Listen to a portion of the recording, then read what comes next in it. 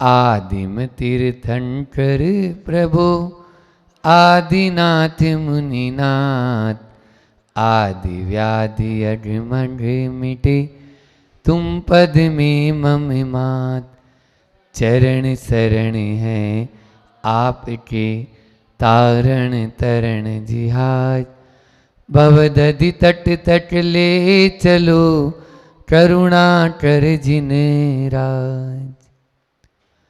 बोले बावन गजा के बड़े बाबा आदिम तीर्थंकर आदिनाथ भगवान की, परम उपकारी संत शिरोमणि आचार्य गुरुवर विद्यासागर जी महामुनि राज की, परम पूज्य मुनिश्री 108 दुर्लभ सागर जी महाराज की, 48 दिवसीय भट्टामर महामंडल विधान की, 16 कारण पर्व की। 16 कारण पर्व शुरू हो गए और अपन लोग अभी मंदिरों में एक ही गूंज आती है कि 16 कारण भाई तीर्थंकर जे भय, हर से इंद्र अपार मेरु पर ले गए। मतलब कि 16 कारण जो भाते हैं वो तीर्थंकर बन जाते हैं। ये तीर्थंकर प्रकृति का बंध करने के लिए 16 कारण भावना अनिवार्य है। यहां पर हमने बोला मोक्ष मार्ग का नेता बनने का उपाय। आप लोग तत्वार सूत्र का मंडलाचरण ही पढ़ते हो। मोक्ष मार्गस्य नेतारम भेत्तारम कर्म भूव्रताम, ज्ञातारम विश्व तत्वानाम वंदे तद्गुण लब्धये। उनके गुणों को प्राप्त करने के लिए हम उनके चरणों में नमस्कार करते हैं। जो कौन किनके गुणों को प्राप्त करने के लिए? जो मोक्ष मार्ग के नेता हैं, जिन्होंने कर्म रूपी पर्वतों को उखाड़कर भेत्तारम कर्म भूभ्रताम, भूभ्रताम का मतलब होता है पर्वत, कर्म रूपी पर्वतों को उखाड़कर फेंक दिया है। और ज्ञाताराम सर्व तत्वानाम, जो विश्व तत्वानाम, जो सभी तत्वों को जानने वाले हैं, ऐसे सर्वज्ञ हैं, जो सर्वज्ञ वीतरागी और हितोपदेशी हैं। ऐसे तीर्थंकर भगवान के चरणों में मेरा बारंबार प्रणाम है।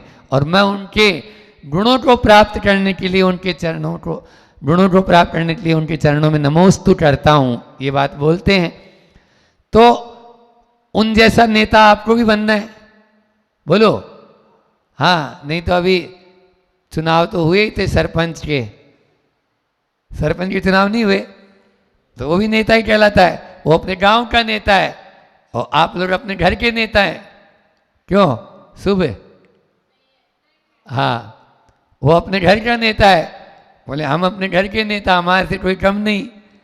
तो इस प्रकार से नेता तो सब हैं, लेकिन नेता कैसा? नेता ऐसा जो नम जाए। और अभी 16 कारण भावनाओं में आएगा कि तीर्थंकर जैसा नेता होना चाहिए। किसी के सिर पर बैठने का काम मत करो, ऐसा काम करो जो लोग आपको सिर पर बैठाएं। क्या बोला? किसी के सिर पर बैठने का काम मत करो, या किसी के सिर पे बैठने का पुरुषार्थ मत करो। लोग हर किसी के सिर पर बैठना चाहते हैं, लेकिन ऐसा काम नहीं करते कि लोग उनको सिर पर बैठाएं। तो हम ऐसा काम करें। तीर्थंकर ऐसे ही हमारे होते हैं जो इस प्रकार का काम कर चुके हैं, जो जिनको लालायित रहते हैं। प्रतिपल बस एक ही भाव रहता है कि बस अरिहंतों को नमस्कार, तीर्थंकरों को नमस्कार बोलते भी तुरंत उनकी मुख मुद्रा देखते हाथ जुड़ जाते हैं। तो आज से उन्हीं भावनाओं की बात है। जब हम मंडी बामोरा में थे तो इन्हीं 16 कारण भावनाओं पर हमने 16 दिन तक प्रवचन किया था। ठीक है ना? बीच में 10 लक्षण भी आए थे, फिर उसके बाद फिर शुरू हो गए थे। तो आप लोग तो प्रतिदिन आते थे। तो ऐसे 16 कारण भावनाओं पर वहाँ 16 दिन प्रवचन किए, लेकिन आज एक ही दिन में हम यहाँ पर आपको उसका निचोड़ बता देते हैं, भूमिका बना देते हैं कि किस प्रकार से भावना भव नाशनी होती है, और यदि उसी का उल्टा कर दे तो भावना भव विकासनी भी होती है। क्या बोला? भावना भव नाशनी भी होती है और भावना भव विकासनी भी होती है। ये तो उसी सीढ़ी की तरह है, जैसे जीना बना हुआ रहता है घर में, तो उसी सीढ़ी से आप ऊपर भी चढ़ते हो और उसी सीढ़ी से आप नीचे भी उतरते हो। बस आप यदि अच्छी भावना भाएंगे तो आप ऊपर चढ़ने का काम करेंगे, और बुरी भावना भाएंगे तो आप नीचे उतरने का पुरुषार्थ कर लेंगे। ये हमारे ऊपर निर्भर है कि हम अच्छी भावना भाते हैं या बुरी भावना भाते हैं। जैन आगम में, जैन दर्शन में भावनाओं का बहुत महत्वपूर्ण, क्योंकि जैन धर्म पूरा भाव प्रधान धर्म है। आप देखिए, द्रव्य से हिंसा होते हुए भी किसी डॉक्टर को हिंसक नहीं कहा, बोलो। लेकिन द्रव्य से हिंसा नहीं होते हुए भी एक शूटर को, एक गोली मारने वाले को हमारे यहां हिंसक कहा। क्यों? भले ही वो बच गया, उसका पुण्य का योग था, लेकिन तूने तो गोली चलाई थी ना, वो मरा नहीं। लेकिन फिर भी जैन दर्शन के अनुसार, जैन धर्म के अनुसार वही सजा होगी जो जीते जागते इंसान को मारने की सजा होती है। ये है भाव प्रधान धर्म। तो यहाँ पर भावनाओं का बहुत महत्वपूर्ण स्थान होता है। हमारे यहाँ पर जो है भावनाओं को दृढ़ करने के लिए वैराग्य भावना, संसार, शरीर और भोगों से विरक्ति प्राप्त करने के लिए वैराग्य भावनाएं होती है। और वैराग्य भावना आप लोग प्रतिदिन पढ़ते भी हैं, और उसमें सबसे प्रबल भावना है 12 भावना। आप देखिए 12 भावना वैराग्य भावना ही है। तो वो 12 भावना, एक एक भावना के माध्यम से हम अपने वैराग्य को और पुष्ट करते हुए चले जाते हैं। और उसके बाद में आचार्य उमा स्वामी महाराज ने तत्वार्थ सूत्र में जो है 5 भावनाएं भावना को, जो वैराग्य हमने अंगीकार कर लिया है, व्रतों को अंगीकार किया, लिए हुए संकल्प को दृढ़ रखना है, उस संकल्प टूटे नहीं, इसके लिए 5 भावनाएं प्रतिदिन भाव। आचार्य श्री जी हम लोगों को प्रायश्चित में हमेशा 5 भावना, हिंसा, अहिंसा भावना, अहिंसा व्रत की जो 5 भावना है उसकी माला फेरो, माला फेरो, ये बोलते थे। झूठ जो है सत्य व्रत की 5 भावना आता है ना, क्रोध, लोभ, भीरुत्व, हास्य, प्रत्याख्यान, अनुवीची भाषणम चे पंच। हर भावना के पीछे पंच अभी आएगा। आप लोगों को तत्वार्थ सूत्र का जब अर्थ बताऊंगा, इसमें आपके पर्युषण पर्व में जो प्रयोगशाला आप लोगों ने रखी है, उस प्रयोगशाला में एक दिन में एक अध्याय का पूरा अर्थ हृदयंगम हो जाएगा। आपको इस प्रकार का अर्थ आपको सुनने को मिलेगा, देखने को यहाँ मिलेगा।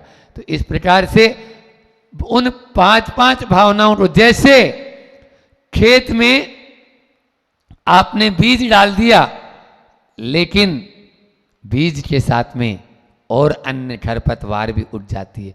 यदि अभी देखो आप सब किसान लगे हैं खेतों में, वो जो खरपतवार है उसको अलग करने में जो पानी आ रहा है, वो पानी पूरे पौधे को मिले और पौधा जल्दी से विकास को प्राप्त हो जाए। इसी प्रकार से जैसे ही हम संकल्प लेते हैं तो अशुभ भावनाएं उसके चारों ओर चक्कर काटने लगती है, मंडराने लगती है। उस नियम को तोड़ने के लिए परिणाम भी हो जाते हैं। पहाड़ पे चढ़ते हैं, मान लीजिए बीच में ही परिणाम हो जाते हैं, अब चलो कहाँ से, अब नहीं काम कर रहा है तो अपन यहीं से लौट। कुछ लोग हिम्मत करके भी, हाँ बिल्कुल, कुछ नहीं, धीरे धीरे चढ़ जाएंगे, हाँ बिल्कुल अब तो चढ़ जाएंगे। यहाँ चूलगिरी का छोटा सा पहाड़, कोई बात नहीं, ट्राई एंड ट्राई अगेन, फिर से ट्राई करेंगे। तो इस प्रकार से हम ऊपर चढ़ने में कोई गुंजाइश नहीं रखेंगे। वो बोलते ना कि मान लो तो, कौन सी माला दी थी इंद्रजीत जी बोलो, मान लो तो हार है और ठान लो तो, बोलो एक बार सब बोलो, मान लो तो और ठान लो तो, मान लो तो और ठान लो तो। ये रोज प्रातःकाल उठते ही एक ही भावना भाव ठान लेंगे। आप देखो सुबह से शाम तक हमारे इंद्रजीत भैया जो काम असंभव होता है उसको संभव बनाना है या सीखना है तो इनके पास में देख लो, बिल्कुल असंभव को संभव करने वाले हैं। ये नाम ही उनका क्या है, आगे क्या लगा है बोलो। नहीं तो अकेला इंद्र भी तो रख देती माँ इनकी, लेकिन जीत भी लगा दिया। तो जीत का मतलब ही है, तो भावना यही है। हाँ, और यहाँ तो दो दो इंद्रजीत, ऊपर भी इंद्रजीत और नीचे भी इंद्रजीत, नीचे आओ तो इंद्रजीत। चलो तो यहाँ पर आज उन्हीं 16 कारण भावनाओं का वैराग्य भावना हो गई। फिर भावना पंच पंच वो भावना हो गई। एक होती है मेरी भावना, है ना, जिसने राज दे, और एक होती है तेरी भावना। क्या बोला? और एक ने बोला, बोले महाराज महाराज हमने तेरी भावना बनाई है। बोले तुमने तेरी भावना बनाई? हमने तो आज तक मेरी भावना। बोले वो क्या है कि हम अब इतनी भावनाएं भाते भाते आचार्यों ने दे ही दी हमें इतनी सारी भावनाएं, तो अब मेरी भावना नहीं, हमने तेरी भावना बनाई। बोले क्या बनाई भैया? एक लाइन हमने सुनना चाह, फिर आगे हमने बोल दिया चुप रह, ये तेरी भावना तो तेरे ही पास रख। तो उसने क्या किया? मेरी भावना क्या है? जिसने राग द्वेष, यहाँ सुबह सुबह चलती है आपके, सबसे पहले वही चलती है 5:45 बजे। तो जिसने राग द्वेष कामादिक जीते सब जग जान लिया। अब उसने क्या बोला पता है? जिसमें, उसने जिसने की जगह क्या कर दिया? जिसमें राग द्वेष का मोहादिक जीते। हाँ, जीते नहीं, उसमें जीते। जिसमें, किसमें? जिसमें जीते हैं। तो जिसमें राग द्वेष मोहादिक जीतिए सब जग छान लिया। अब उसने सब जग छान लिया। क्यों? अनादिकाल से वो छान ही रहा है। छन्ना फट गए छानते छानते, लेकिन फिर भी आज तक छान नहीं पाओगे आप लोग। क्यों? अनादि अब कितने 1000 साल, करोड़ों साल, लाख, 2 लाख, 5 लाख, कुछ भी नहीं, अरबों खरबों हो गए। अरबों खरबों नहीं, कोड़ा कोड़ी। एक उत्सर्पणी मैंने बताया था 10 कोड़ा कोड़ी, और एक अवसर्पणी 10 कोड़ा कोड़ी। इसको एक काल चक्र बोलते हैं। क्या बोलते हैं? ऐसे अपन ने अनादि से कितने काल चक्र पूरे कर दिए पता ही नहीं है, जिसकी कोई गिनती नहीं है। तो बोलो कहाँ है? तो इस प्रकार से तेरी भावना अपने पास में ही रख, मेरी भावना रोज पढ़ो, ताकि आप लोगों का संसार, हम लोगों का संसार कम हो जाए। इसके अलावा भी 4 भावना और आती है, मैत्री, प्रमोद, कारुण्य और माध्यस्थ भावना। यह भी हम प्रतिदिन भाते हैं, है ना। मैत्री है, प्रमोद है, प्रमुदित भावना, दूसरे को देखकर प्रमुदित होना, कारुण्य भावना, करुणा का भाव होना, और माध्यस्थ भावना यानी सब में माध्यस्थ, विपरीत जो अपन से चल रहा है उसमें भी विपरीत वृत्तों माध्यस्थ भाव। माध्यस्थ भाव मतलब दूसरा जो विपरीत है, कोई अपने अपन जो चाह रहे हैं वैसा नहीं कर रहा, तो उसके प्रति भी अपन को अशुभ भावना नहीं सोचनी है। और आज जिसकी चर्चा अपन को करना है वो है 16 कारण भावना, है ना। 16 कारण, दर्शन विशुद्धि आदि जो है ना, दर्श विशुद्धि भावना भाई, 16 तीर्थंकर पद पाए परम गुरु हो। ये लोग बोलते हो ना आप लोग। हाँ, अभी सब मंदिरों में यही एक ही गुण सुनाई देगी आप लोगों को। इस प्रकार से यह अपनी 16 कारण भावना होती है। इन 16 कारण भावनाओं के पहले मैं नाम बताता हूँ और फिर संक्षेप में उनका अर्थ बता के अपनी वाणी को अपन समाप्त करेंगे। कि एक तत्वार्थ सूत्र में एक सूत्र आता है आचार्य उमा स्वामी महाराज ने। देखो वैसे तो वहाँ पे कर्म प्रकृतियाँ गिनाई, ज्ञानावर्णी, दर्शनावर्णी, मौनीय, वेदनीय, है ना, 8 कर्म होते हैं। कर्म कांड पढ़ा था आप लोगों ने। तो इन 8 कर्मों की वहाँ प्रकृतियाँ बताई, और ये सब कर्म अच्छे होते हैं क्या? बोलो। कर्म संसार में घुमाने वाले होते हैं। क्या होते हैं? संसार में। लेकिन उन 148 कर्म प्रकृतियां जिसमें नाम कर्म की 93 प्रकृतियां होती है, उन नाम कर्म की 93 प्रकृतियों में एक प्रकृति ऐसी है जो हमारे संसार को गठाने वाली है, जो हमारे संसार को समाप्त करने वाली है, जो पुण्य प्रकृतियों में सबसे प्रबल है। और उस प्रकृति का नाम क्या है? तीर्थंकर नाम कर्म। क्या बोला? तीर्थंकर नाम कर्म। यह नाम कर्म की प्रकृति है, लेकिन ये हर किसी को बंद को प्राप्त नहीं होती है। श्रावक को हो जाए और साधु को नहीं होए, क्योंकि ये तो सम्यक दर्शन के साथ में लोक कल्याण की भावना जो भाता है उसी को होती है। बिना लोक कल्याण के कभी भी नहीं हो सकती है। आत्म कल्याण के साथ जो जन जन जीव मात्र के प्रति जिसके रग रग से, जैसे आचार्य शरीर को देखते हैं ना, रोम रोम से जो जीव के प्रति दया का भाव रखेगा वही मोक्ष मार्ग का नेता बनेगा। बस ये संक्षेप में आज के प्रवचन का सार है। आप हर अपनी प्रवृत्ति में, क्रिया में जीवों के प्रति बचाने का भाव रखें, भले ही वो बच पाएं या नहीं बच पाएं, ये अलग बात है, लेकिन बचाने का भाव रखेंगे तभी आप, क्योंकि भावना जो होती है ना, हमारी जैसी भावना होती है वैसे ही हमारी विचार हो जाते हैं, और जैसे विचार होते हैं ना वैसी ही हमारी प्रवृत्ति हो जाती है, और जैसी हम प्रवृत्ति करते हैं वैसा ही हमारा आचरण बन जाता है। आप देखिए तो भावना जो है वो हमारे विचारों और आचरण यानी चारित्र, विचारों और चारित्र को बांधने का एक माध्यम है भावना। थॉट बिकम थिंग्स, जैसा हम सोचेंगे वैसा ही हम बन जाएंगे। हम कैसा बनना चाहते हैं ये हमारे ऊपर निर्भर है। इसलिए भावना हमेशा शुभ रखो। 3 प्रकार की भावना होती है, शुभ भी होती है, अशुभ भी होती है और शुद्ध भी होती है। शुद्ध में तो हम जब पहुंचेंगे तब पहुंचेंगे।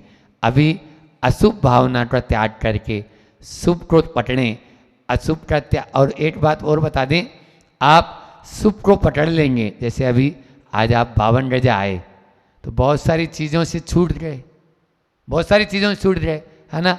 वहाँ पर जो मान लीजिए जो आपका घर गृहस्थी काम थे और थे, है ना, तो पाप प्रवृत्ति अपना आप ही विराम को प्राप्त हो जाती है शुभ प्रवृत्ति को अंगीकार करते हुए।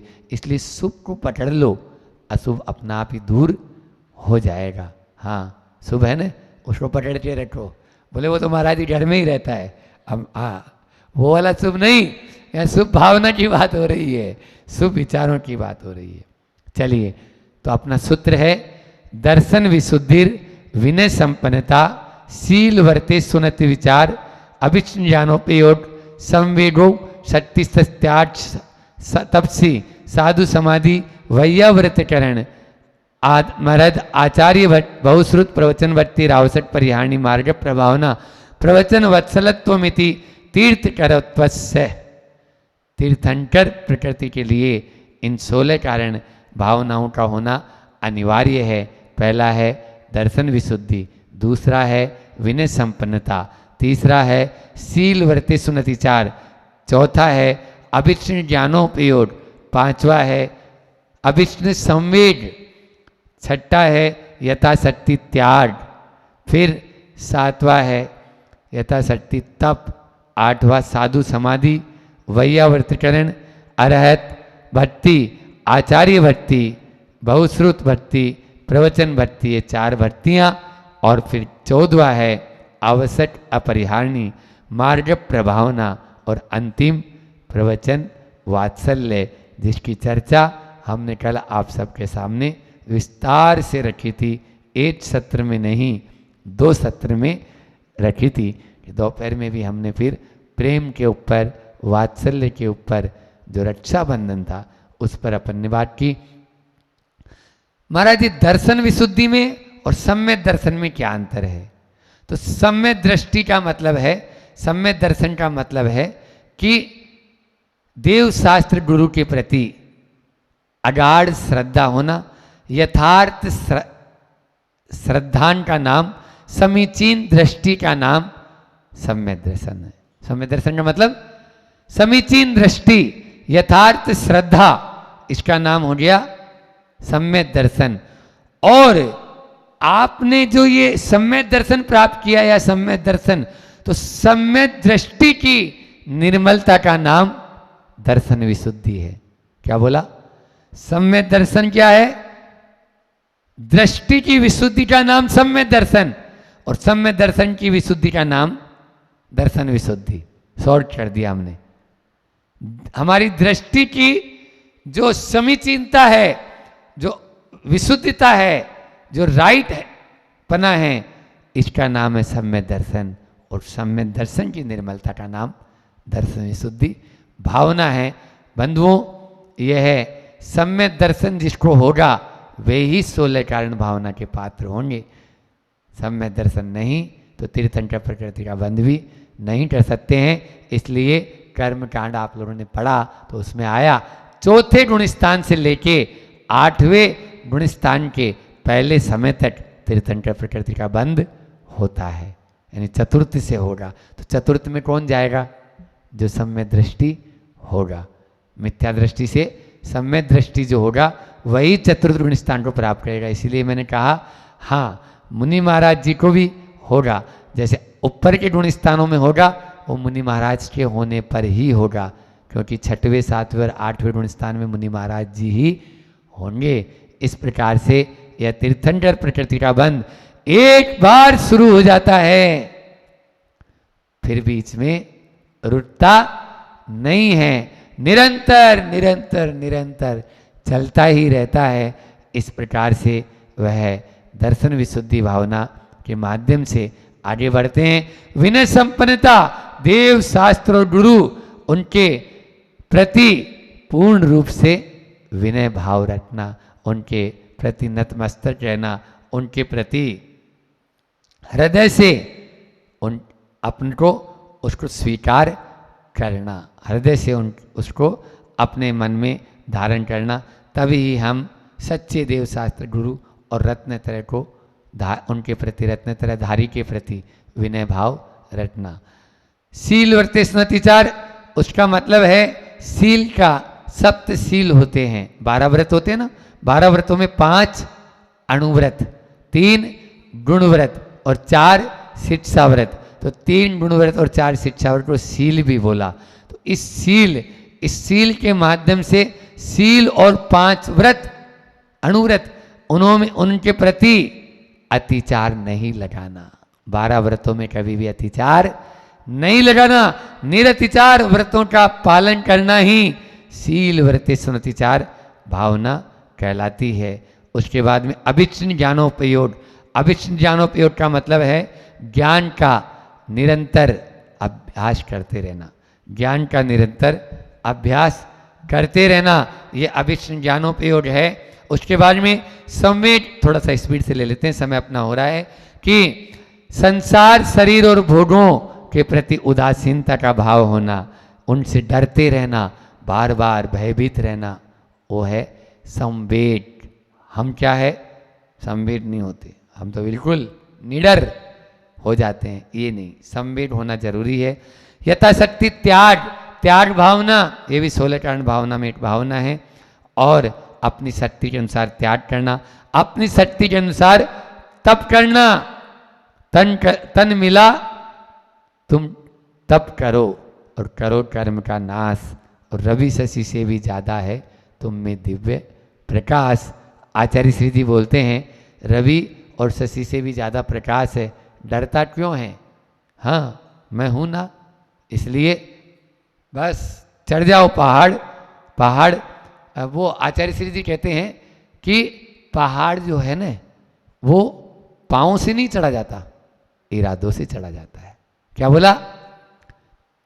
कोई भी आप मोक्ष मार्ग में, यहाँ मोक्ष मार्ग के पहाड़ की बात हो रही है, मोक्ष मार्ग में पाँव से नहीं चला जाता, इरादों से चला जाता है। इरादे मजबूत करो तो तप में अंतरंग और बाह्य तप 6, अंतरंग 6 बाह्य तप करना चाहिए। साधु समाधि भावना, साधुओं की सेवा करना। वैयावृत्ति भावना, वैयावृत्ति करना। साधुओं की सेवा का मतलब है उनके उपसर्ग आदि दूर करना। और वैयावृत्ति जो रोगी हैं, वृद्ध साधु हैं, उनके प्रति उनका सेवा शुश्रूषा करना। अरहंत भक्ति भावना, अरहंत के प्रति रोज पूजा अर्चना करना, यही अरहंत भक्ति भावना है। नहीं, अरहंतों ने जो मार्ग बताया उस पर चलना, उनके वचनों का पालन करना, ये सच में अरहंत भक्ति भावना है। अन्यथा तो लोग इस कान से सुनते हैं और इससे निकालते हैं। कपड़ों में जो लगती है उनको, यहाँ से अभी उठोगे तो आप लोग ऐसे ऐसे कर लेते हो, बोले कहीं लग नहीं जाए, ऐसा तो नहीं करते हो? नहीं, ऐसे नहीं है। अरहत भक्ति भावना। फिर आचार्य भक्ति भावना, आचार्य जो परमेष्ठी हैं उनके द्वारा बताया गया मार्ग है, उस पर चलना और उनसे उनके प्रति अनुराग रखना। बहुश्रुत वृत्ति, बहुश्रुत का मतलब होता है द्वादशांग ज्ञान, है ना। श्रुत यानी द्वादशांग और आगम, तो आगम के जो जिनवाणी में जो कहे गए वचन हैं उनका पालन करना। और दूसरी बात, बहुश्रुत का मतलब जो आगम है उस आगम को, द्वादशांग को धारण कौन करते हैं, कौन पालन करते हैं? बोलो, उपाध्याय परमेष्ठी। तो उपाध्याय परमेष्ठी भी आ गया, पहले आरत परमेष्ठी, फिर आचार्य परमेष्ठी, फिर उपाध्याय परमेष्ठी के द्वारा बताए गए मार्ग पर हमें चलना। आवश्यक अपरिहार्य, आवश्यक का मतलब होता है जो करने योग्य आवश्यक है। आपके भी 6 आवश्यक है और मेरे भी 6 आवश्यक हैं, लेकिन आपके अलग हैं और मेरे अलग हैं। आपके हैं देव पूजा, गुरु उपासना, स्वाध्याय, संयम और तप और दान।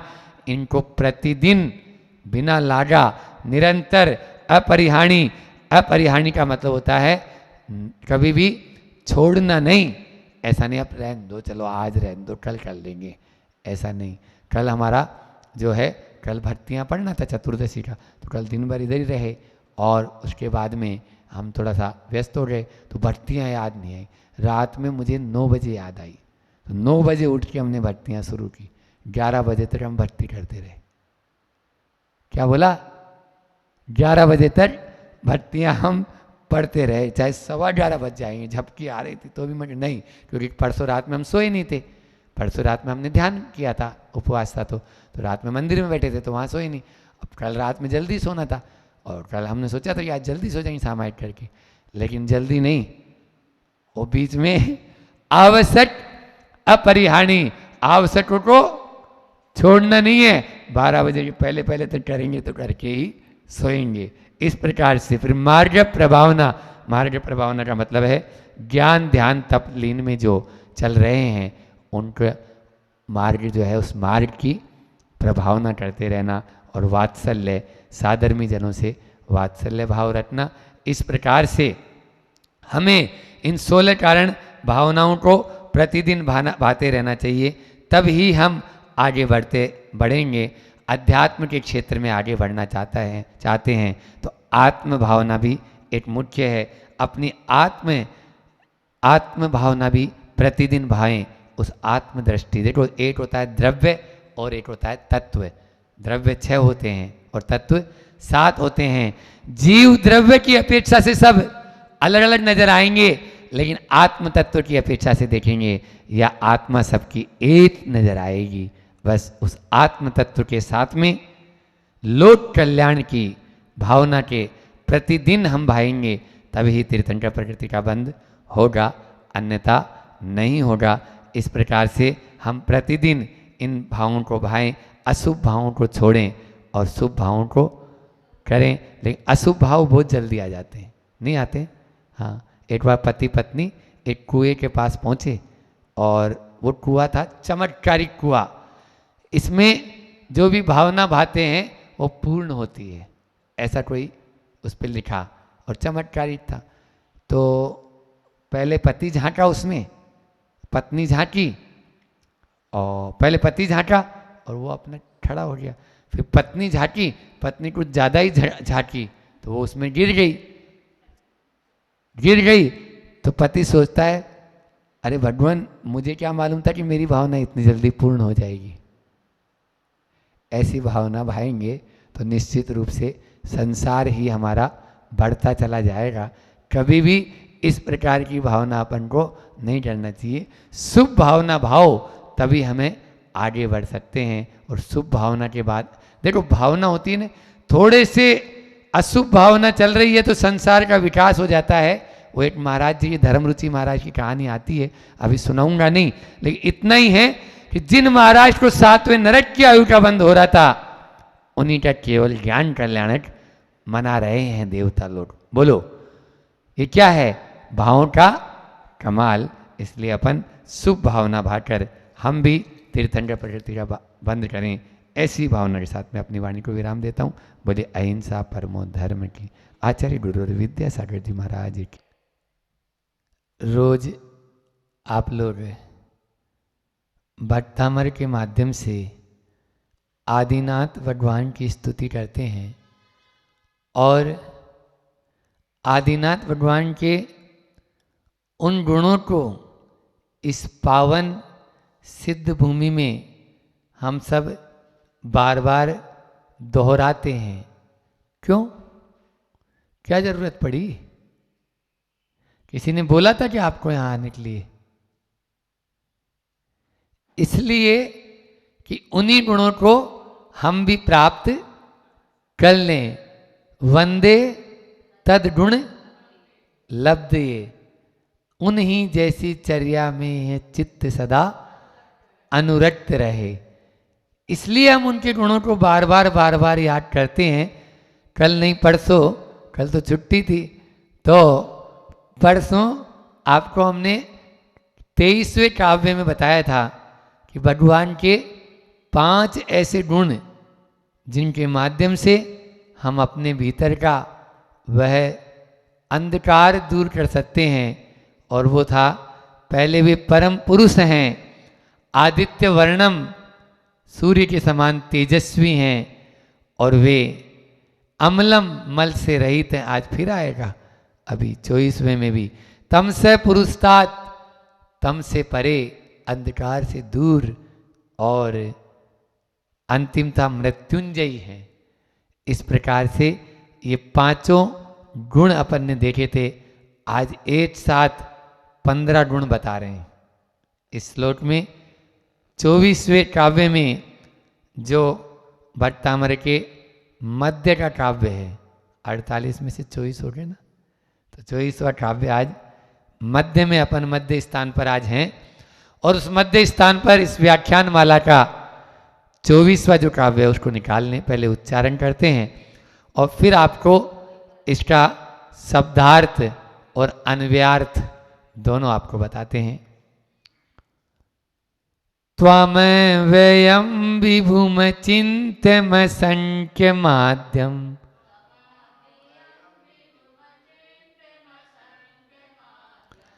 ब्रह्मांडमीश्वर मनंत मनंड के तुम,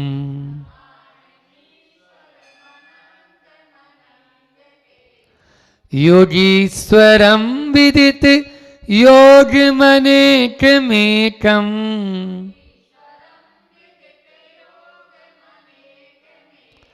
ज्ञान स्वरूप ममलम प्रवदन्ति संत।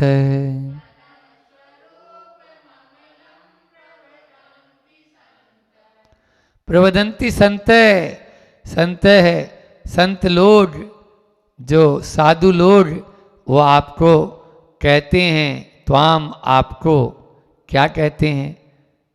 आपको इन इन नामों से संबोधन देते हैं। सहस्त्र नाम पढ़ा? बोलो। सहस्त्र नाम में 1008 नामों से भगवान की स्तुति है। और अचिंत्य प्रभाव आज आएगा। अभी से भगवान का नाम ही है अचिंत्य, आया ना इस भट्टामृत काव्य में। तो यहाँ पर 15 नाम दिए हैं। उन 15 नामों के साथ में भगवान के आराधना की जा रही है, स्तुति की जा रही है। और वो ऐसे ऐसे नाम नहीं कि नाम तो हो जाए शेर सिंह और काम डरपोक सिंह। बोलो,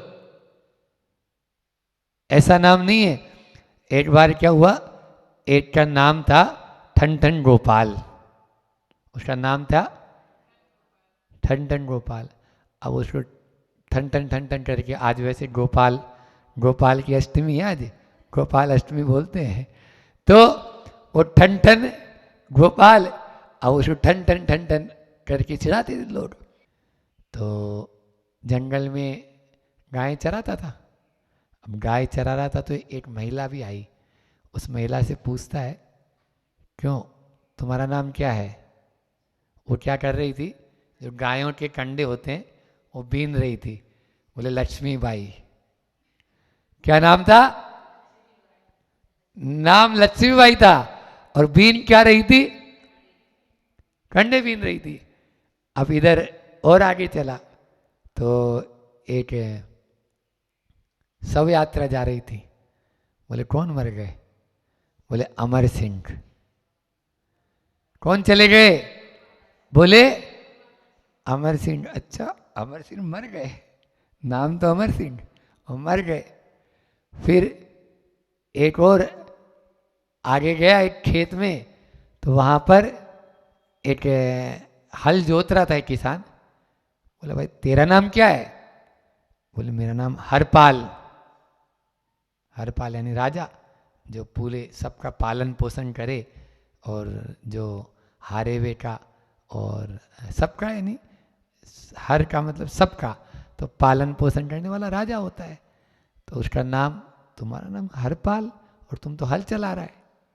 तो उसने एक दोहा बनाया, और वो दोहा आज के संदर्भ में आपको सुनाते हैं, फिर अपन नाम की चर्चा करते हैं। कि लक्ष्मी कंडा बीनती, हर हाके हरपाल। हर हाल हाके हरपाल, अमर सिंह भी नहीं रहे, हम नोने ठन ठन पाल। नोने मतलब बुंदेलखंड में बोलते हैं अच्छा,